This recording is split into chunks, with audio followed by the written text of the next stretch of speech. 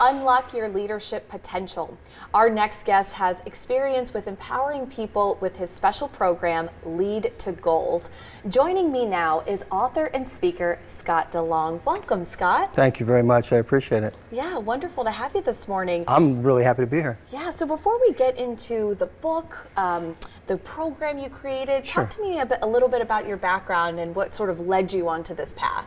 So I grew up as an athlete and then went into business, and in both situations I had these command and controlled leadership styles that were taught to me, right? My my coaches were all tough, hard men, and I thrived in it. I did really well. So as I started owning my own businesses, and I've had 3 entrepreneurial startups and exits, I employed a lot of those same qualities, right? Being the smartest guy in the room and making the rules and having people follow my lead. A few things happened as I got a bit older. I went back to school pretty late in life. Went back to school in my 50s, ended up getting a doctorate when I turned 60, actually. Wow. And that was one of the things that happened to me, seeing the world from leadership from a different position. I also joined an organization called Entrepreneur Organization, which had small groups and it was all men in my small group, where we would get together and we'd sit once a month and we'd share about our experiences. And what was interesting is that I didn't grow up sharing experiences and feelings and things like that, right? So school and entrepreneurs organization all happened at the same time. And then a third thing happened to my family. We had some addiction issues in the family. And my wife and I went to Al-Anon and Nar-Anon meetings, and again, the same small group concepts. And some things really hit me all at about the same time.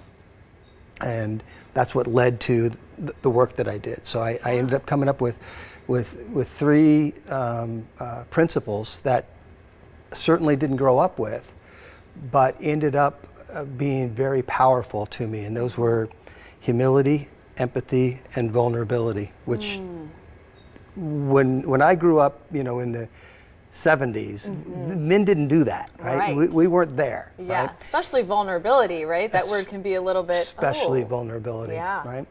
And so I started putting these things together and realized that they're not just great principles for life, but they're great principles for leadership as well.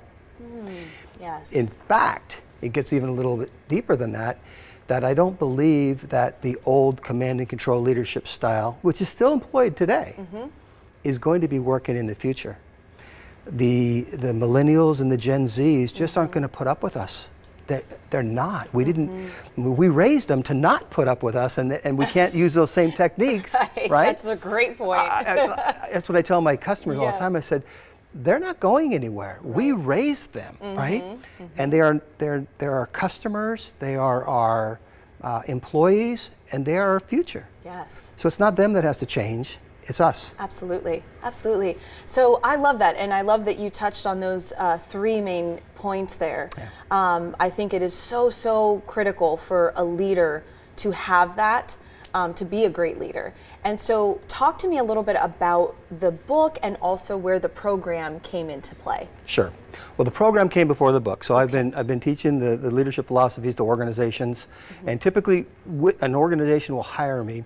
A boss will hire me to fix their people. Okay. Right? Not realizing he or she is the problem. Yes. It's usually he is the problem, frankly. Women get these concepts a little bit better than us older guys do, right? But they brought me in to teach communication, improve communication, and improve levels of trust, and therefore leadership, those concepts. So the book came about because I had a lot to say, and I really wanted to focus on these 3 principles and tell the world that the old school is not going to work anymore. I shouldn't say it's not going to work. It is efficient. Right. The problem with that is that we will only ever be as smart as whoever's giving those orders and in that direction, rather than the shared experience of all of us.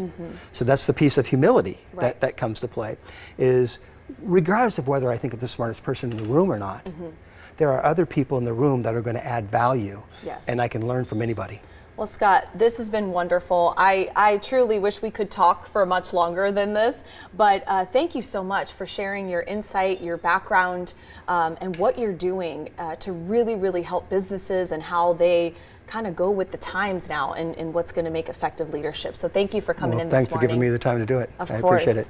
To learn more about Scott's program, just head to leadtogoals.com.